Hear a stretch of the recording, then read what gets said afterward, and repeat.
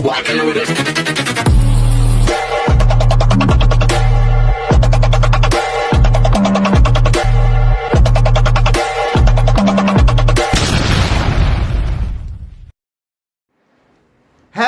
beautiful people! Welcome back to my channel. This is your Mama Sam dito sa Sam TV. Kamusta naman kayo mga amigo, amiga, kumare at kumpare? Sana lahat kayo ay okay at safe ngayong araw na to. Syempre kung ako naman ang tatanungin nyo, nakita naman ninyo, fresh, overload pa rin ang Mama Sam ninyo. So ganun talaga, kailangan lagi kang maganda, charot. So yon, so ano ba ang ganap? Ang ganap ay wala.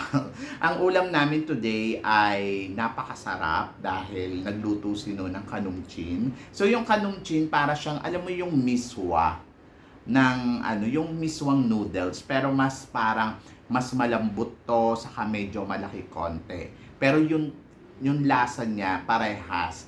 Tapos ayun, gumawa sino ng sauce nun. So para siyang palabok sa atin. Ganon. Ang sarap, panalo. So yun. So syempre basta Thai food, winner yan. Charot.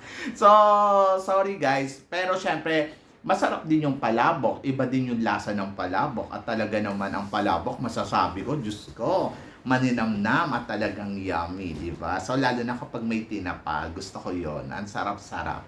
So, sa Pilipinas, sa mga pagkain na namimiss ko, talbos ng kamote, ayan, palabok, gusto ko yan.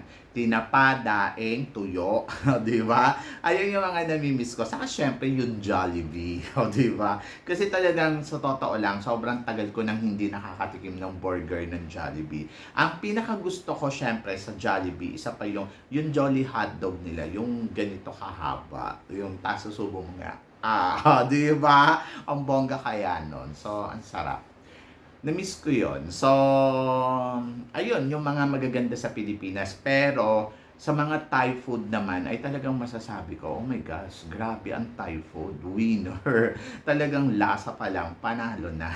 Yummy, yummy ang pagkain nila.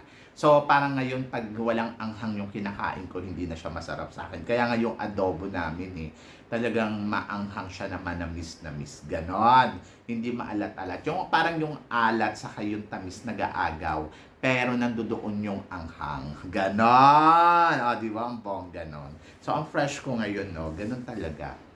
Medyo, ako ngayon, tawag dito. Ewan ko, I feel something na parang pagod. Oo, pagod tayo today. Kasi sa init ng panahon, na-imbier na ako sa init. Yung parang hindi siya relaxing. Nakaka-drain siya. Ganon. At wala naman tayong magagawa ganun talaga kailangan kailangan ng summer dito kasi sa Thailand laging summer ganon. Anyway, so ang chika natin today, it's about supranational. So kahapon nga nagdating na yung mga kandidata dyan sa supranational at masasabi naman natin na lahat naman sila ay talagang mga kabugera. So kamusta naman si Miss Philippines? Diba? Sabing ganon, kaya daw kabugin ng Thailand ang Pilipinas pagdating dito sa supranational. At saka si India, maganda din daw si India. To be honest, yes, totoo, maganda si India, maganda si Thailand. Pero maganda din si Philippines.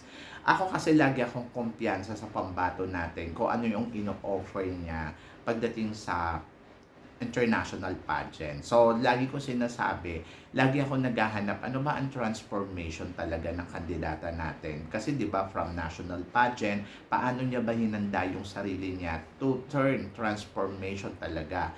Kasi napaka-importante nung may transformation yung candidates. Kasi kung walang transformation to, parang wala siyang ginawa, di ba? So, dapat may transformation para alam mo yon na alam mo dito makikita mo kung naghanda talaga siya ng bonggang-bongga.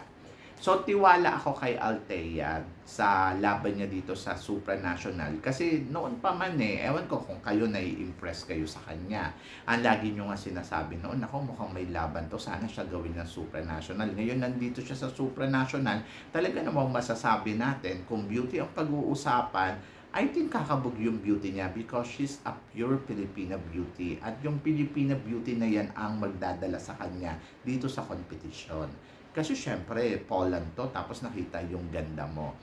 I hope na sana kumabog lang ang mga styling niya. Kasi napaka-importante din ng styling. So kahapon pag-arrive niya dito, kung papansinin mo, yung makeup niya noon, nandoon siya sa Pilipinas, yung nag-departure siya, saka yung nandito na nag-arrive na siya sa Poland, parang mas maganda yung nakita ko sa Poland, no? Di ba? So, sabi ko nga, good job siya doon. So, tingnan natin kung ano yung mga outfitan niya day by day. Medyo mahirap lang at pressure lang to kay, kay Althea kasi nga, last year, naka first runner-up tayo. At talaga naman si Pauline Amelex, alam naman natin na magaling talaga at kabugera talaga yan si Pauline. But, ang layo ng narating ni Pauline. So, nag-hope ako na sana marating din to ni Althea at malagpasan pa. Kasi, yung preparasyon noon ni Pauline, konti lang. Ngayon, ang preparasyon ni Althea, it's almost, half year kung iisipin mo. Kasi pa yun, nakaraan taon pa sila eh. So, for sure naman, napagandaan na nila to ng bonggang-bongga, di ba? So, yun. So, aabangan natin kung ano yung mga eksena niya dyan, kung ano yung mga galawan na gagawin niya, at dyan magkakaalaman kung etong si Althea ay aariba. So, ngayon, kung ano yung paghahandang ginawa niya for the 6 months, malalaman na natin ngayon kung siya ba ay ready o hindi. Di ba? So, for sure, marami siyang tulog. For sure, marami siyang pinirepared. At kung ako naman ang tatanungin mo, dito naman kay Althea, ay kung ikukumpara ko naman kay Miss Thailand, kasi kung looks kasi ang pag-uusapan, mas kabog ang beauty ni Thailand ngayon sa styling, saka sa damitan, saka sa katawan, saka yung height, 'di ba? Mas matangkad kasi si Thailand eh. Sabi ko nga, may ilalaban din talaga ang pambato ng Thailand. Pero kung com skills ang pag-uusapan, parang feeling ko mas kayang kabugin ni Althea tong si Thailand sa com skills. So, yon. So, kaya mas tiwala talaga ako sa Pilipinas. Yes, nandoon na kaya ni Miss Thailand na makarating sa dulo ng competition na to. But you have to trust to the Philippines rather, di ba? Kaysa kay either mas kailangan natin magtiwala kay Miss Philippines. And then, suporta ang kailangan natin ibigay sa kanya na 100%. So, medyo mahirap tong laban niya kasi, ayun nga, mahina yung hatak niya sa social media, mahina yung hatak niya sa tao. Pero kung magtutulong-tulong tayo para masuportahan siya, hindi imposible na talagang umingay ito ng bonggang-bongga. So, yun. So, sa mga challenge, medyo parang feeling ko kakabugto sa mga sa mga top model, ganon, head-to-head challenge, ganon. Kasi dito sa mga sa social media, medyo parang hindi siya nakakabog dyan. But naniniwala ako sa mga head-to-head challenge, sa mga sa mga actual na challenge nila, kaya to ni Althea. At naniniwala ako na talagang napagandaan niya yan. So, may galing naman talagang tinatago dito sa Althea, kaya nga ito nanalo sa The Miss Philippines noon, di ba? So, kung iisipin mo, lalakas din ang kalaban niya doon, pero siya ang nag-uwi ng corona ng supranational. Oh. So, ibig sabihin, talagang potential siya. And tiwala lang ang kailangan natin ibigay sa kanya. So, ako naman naniniwala naman ako na kaya naman niya to. So, si Miss Thailand naman. So, watch lang tayo sa kanya kasi medyo tinikto kay Miss Philippines, si Thailand. And then si India, maganda din si India. Nakita ko din yung beauty ni India. Talagang sabi ko, ay, may laban din. May laban din ang South Africa kasi syempre experience. Pero parang feeling ko hindi si South Africa ang mananalo dito. Kasi kung ikukumpara mo yung preparasyon ni South Africa nung sila Lela Mswane from universe to tawag dito, supranational rather. So, mas kabog sila Lela. Kasi ito kasi parang wala lang, soso lang, ganon. Pero, syempre, magaling din tong pumuda, kaya hindi din natin pwedeng i-underestimate yung kakayahan niya na makarating dito sa dulo ng competition. So, ingat lang talaga sa galawan ni South Africa. And sino pa ba? Indonesia, isa pa rin yan. Di ba? Alam naman natin ang Indonesia, laging pasok sa banga. Kasi mukhang pinapaboran dito ng organization lagi. So parang feeling ko yung pambato ng Indonesia, India, ayan, mag-ingat tayo dyan. Pero sa mga Latinas, parang feeling ko mas marami ngayong kabugera pagdating sa Asian country more than sa sa mga tawag dito, sa mga Latinas.